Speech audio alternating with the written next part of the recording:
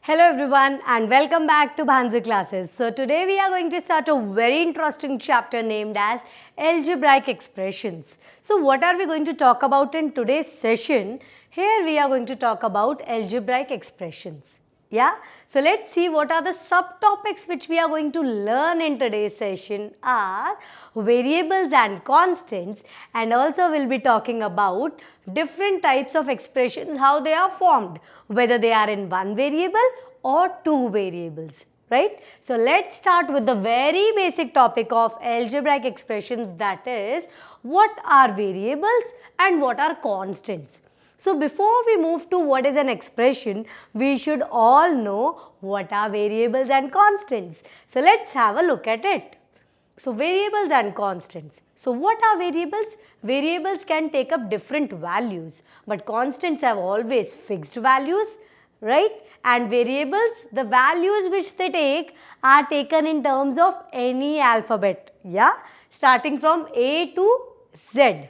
You can take up any variable, but for constant values, as they are fixed, we take the fixed number. Let it be 1, -9, 42, 58 and so on. Any number can be taken for constants. But for variables, as they take up different values, we take different variables to put in the values.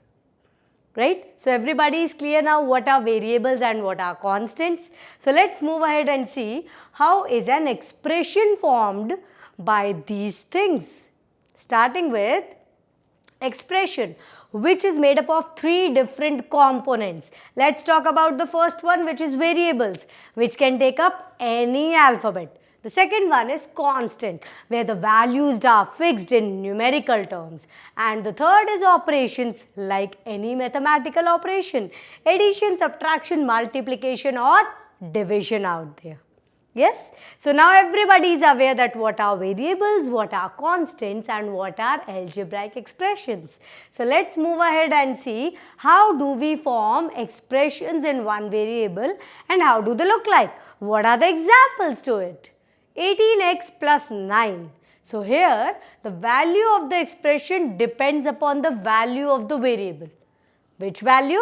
The value of x. So if you keep changing on the value of x, your value of the expression would keep on changing, because it entirely depends on the value of the variable. So let's move ahead and see the next example where we have two variables, x and x. It's multiplied by itself. So what do we get? X square. So we can also obtain the expressions by multiplying the variable by itself or variable by different variable. But when we multiply variable by itself, we get an expression in one variable. But when we multiply variable by another variable, we get expressions in two variables. Let's have a look at it. So 4 into x into y. What are the two different variables over here? X and y. So we obtain the new expression over here as 4xy. So expressions can be formed by different variables also. Yes, you can also write 2 into a into b. So here we have two different variables, right? And what's the expression which we are going to get is 2ab. So this is how you can form different expressions with one variable also and two variable also, right? So everybody is clear now till what we have discussed. First of all, what is an expression? It's made up of three different components, variable, constants and mathematical operators, right? So let's move ahead and see how do we solve this particular question where we are given the expression. And we need to actually tell that how did we arrive at this expression. So let's have a look at it. 7xy plus 5. So here you can see that we get the expression when we multiplied x with y to obtain xy. Then xy was multiplied by 7 to obtain 7xy, and at the last 5 was added to 7xy to get the expression 7xy plus 5. So this is how we get the expressions. So let's move ahead and see how do we get this particular expression now? Where we have 4x square minus 5x. Let's have a look at it. So over here, x is multiplied by x to obtain x square. Then x square is multiplied by 4 to obtain 4x square. And 5 is multiplied by x to obtain 5x.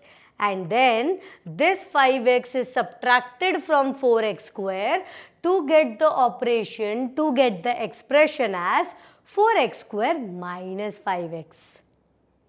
Right? So this is the expression which we form over here. So let's move ahead and see that what all we have discussed in today's session. Let's summarize the session. So we had talked about variables and constants. So over here we are forming the different expressions with these variables and constants and also adding the mathematical operators to it. And the expressions which we form can also be in one variable or two variables out there. Right? So everybody practice these questions until we meet next. Keep practicing, keep exploring and spark your curiosity. Bye-bye.